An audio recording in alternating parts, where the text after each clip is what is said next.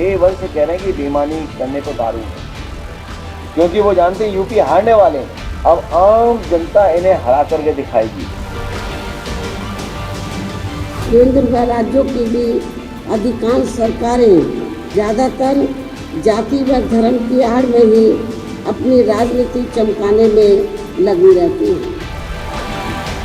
2027 में फिर से प्रदेश में कमल खिलेगा, इसमें कोई संदेह किसी को नहीं होगा। मैं मधुमिता एक बार फिर आप सभी का न्यूज़ 7 हिंदी में स्वागत करती हूं। उत्तर प्रदेश में अगले साल होने वाले विधानसभा चुनाव के लिए सियासी दलों के बीच शहमत का खेल अभी से शुरू हो गया है। बीजेपी सत्ता की हैट्रिक लगाने की कवायद में है तो सपा अपना 10 साल का बनवास खत्म करना चाहती है। ऐसे में अखिलेश यादव ने बीजेपी को चुनाव हराने का फार्मूला तलाश लिया है, जिसके लिए सूबे के सियासी पिच पर जातिगत बिसात बिछानी शुरू भी कर दी है। अखिलेश यादव ने जनवरी में एक बयान दिया था जिसमें उन्होंने बीजेपी को एक प्रोफेशनल राजनीतिक पार्टी बताया था और बीजेपी को उसके ही तरीके से हराने की बात भी कही थी।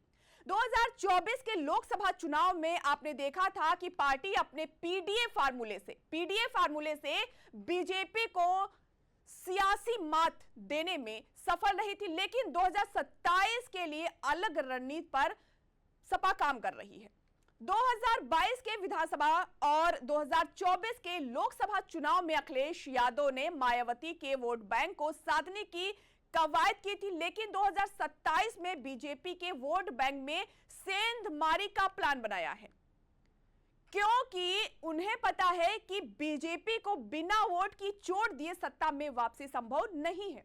ऐसे में सपा की नजर बीजेपी के वोट बैंक बन चुके गुर्जर, निषाद और ब्राह्मण वोटों पर है। इसके लिए अखिलेश यादव ने अपनी एक्सरसाइज भी शुरू कर दी है। सपा प्रमुख अखिलेश यादव पश्चिमी यूपी से मिशन 2027 का आगाज करने का प्लान बनाया है। नोएडा के दादरी में 29 मार्च को चुनावी रैली के जरिए गुर्जर समुदाय को साधने की स्ट्रेटेजी बनाई है। 2024 के लोकसभा चुनाव के बाद से ही सपा का फोकस गुर्जरों के वोट बैंक पर है। पिछले साल अखिलेश यादव ने दिल्ली से गुर्जर चौपाल का आगाज किया था और जिसके बाद पार्टी प्रवक्ता राजकुमार भाटी ने पश्चिम यूपी के जिलों में गुर्जर समुदाय के बीच कार्यक्रम किए थे। अखिलेश यादव पश्चिम यूपी के सियासी मिजाज को देखते हुए मुसलमानों के साथ नए गुर्जर समीकरण की कवायद में जुट गए हैं। आपको बता दें कि गुर्जर समाज 2014 से बीजेपी का कोर वोट बैंक बन चुका है, 14 से, जिसको अखिलेश यादव अपने साथ मिलाकर बीजेपी को यूपी में मात देना चाहते हैं। इसलिए 2027 के चुनावी अभियान का आगाज गुर्जर बहुल नोएडा से कर रहे हैं। पश्चिम यूपी में गुर्जर समाज की खासी संख्या है जो किसी भी दल का खेल बनाने और बिगाड़ने की ताकत रखते हैं। पश्चिम यूपी के गाजियाबाद, नोएडा, बिजनौर, संभल, मेरठ, सहारनपुर, कैराना जिले की करीब 2 दर्जन सीटों पर गुर्जर समुदाय निर्णायक भूमिका में है, जहां 20 से 70 हजार के करीब इनका वोट है। गुर्जर समुदाय की लीडरशिप को भी अखिलेश आगे बढ़ाकर सियासी संदेश दे रहे हैं। समाजवादी पार्टी विधायक अतुल प्रधान, राजकुमार भाटी, मुखिया गुर्जर और सांसद इकरा हसन का गुर्जर चेहरे के तौर पर आगे बढ़ा रही है। पश्चिम यूपी के मेरठ के मवाना कस्बे में अखिलेश यादव ने गुर्जर समुदाय से आने वाले शहीद धन सिंह कोतवाल की मूर्ति का अनावरण कर पहले ही संदेश दे चुके हैं कि उनकी नजर गुर्जर समाज के वोटों पर है। सपा अगर गुर्जर वोटों में सेंधमारी करने में कामयाब होती है तो दोस्तों बीजेपी के लिए बड़ा झटका होगा ये। और 2027 विधानसभा चुनाव से ठीक पहले अखिलेश यादव ने पूर्व सांसद फूलन देवी की बड़ी बहन यानी रुक्मणी देवी निषाद को महिला सभा का प्रदेश अध्यक्ष नियुक्त किया है। रुक्मणी देवी मल्ला समुदाय से आती हैं जो बीजेपी के साथ मजबूती से जुड़ा हुआ है। अखिलेश ने बीजेपी को 2027 के चुनाव में चोट देने के लिए फूलन देवी की बहन पर बड़ा दांव खेला। दलित और पिछड़ी जाति के महिलाओं के बीच फूलन देवी की अपनी लोकप्रियता रही है, जिन्हें मल्लाह समुदाय अपने मसीहा के तौर पर देखा था।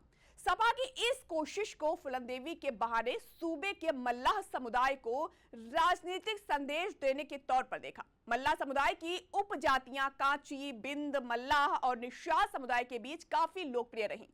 राजनीतिक विश्लेषकों के मुताबिक मल्लाह समाज उत्तर प्रदेश के एक महत्वपूर्ण मतदाता है, जिसके चलते ये नियुक्त की गई है।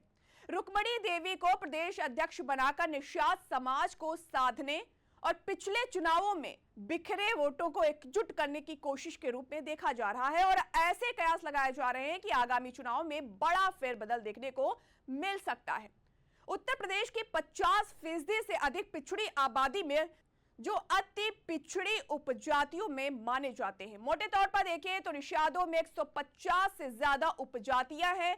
पूर्वी और मध्य उत्तर प्रदेश के 18 जिलों में इनकी अच्छी खासी तादाद है। लेकिन निषाद समाज का प्रतिनिधित्व करने वाले नेताओं का दावा है कि राज्य की 403 विधानसभा सीटों में से उनके समाज का 160 सीटों पर ठीक ठाक प्रभाव है और इन सीटों पर 60,000 से लेकर 1 लाख तक वोट निषाद समाज का है।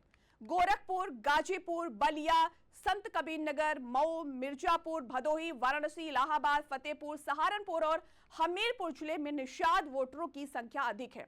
निषाद समाज अपने मजबूत वोट बैंक से बड़े राजनीतिक दलों का खेल कई सीटों पर बिगाड़ने की ताकत रखते हैं। बीजेपी ने निषाद वोटों के लिए संजय निषाद की पार्टी के साथ गठबंधन कर रखा है और इसके सहारे 2022 चुनाव में सफल भी रही। पर अब सपा ने निषाद समाज की आइकॉन माने जाने वाली फूलन देवी की बड़ी बहन रुक्मणी देवी निषाद को संगठन में अहम पद सौंपा है। इस पद से बीजेपी को चोट देने की स्ट्रेटेजी है।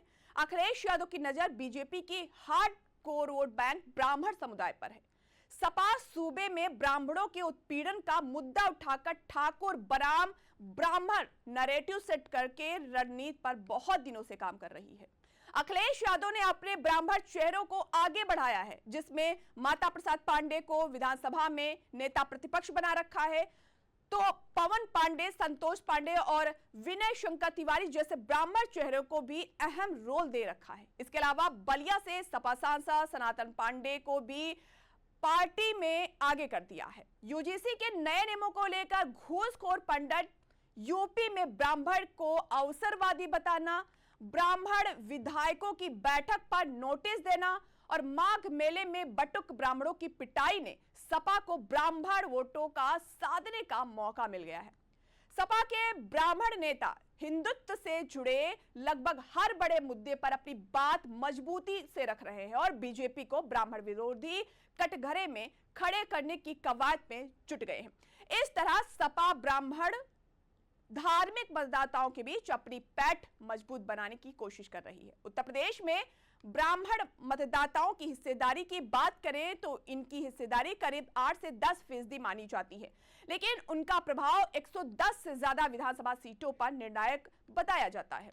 बलरामपुर, बस्ती, संत कबीर नगर, महाराजगंज, गोरखपुर, देवरिया, जौनपुर, अमेठी, वाराणसी, चंदौली, कानपुर और प्रयागराज जैसे करीब 1 दर्जन जिलों में ब्राह्मण आबादी 15% से अधिक है। ऐसे में किसी भी दल के लिए इस वर्ग की उपेक्षा राजनीतिक नुकसान का कारण बन सकती है। 2022 के विधानसभा चुनाव में ब्राह्मण मतदाताओं का करीब 79% समर्थन बीजेपी को मिला था, जबकि सपा को मात्र 6% वोट मिल सका था। 2017 की अगर बात करें तो 17 में भी भाजपा को इस वर्ग का लगभग 83% समर्थन मिला था, जो उसके मजबूत सामाजिक आधार को दर्शाता है।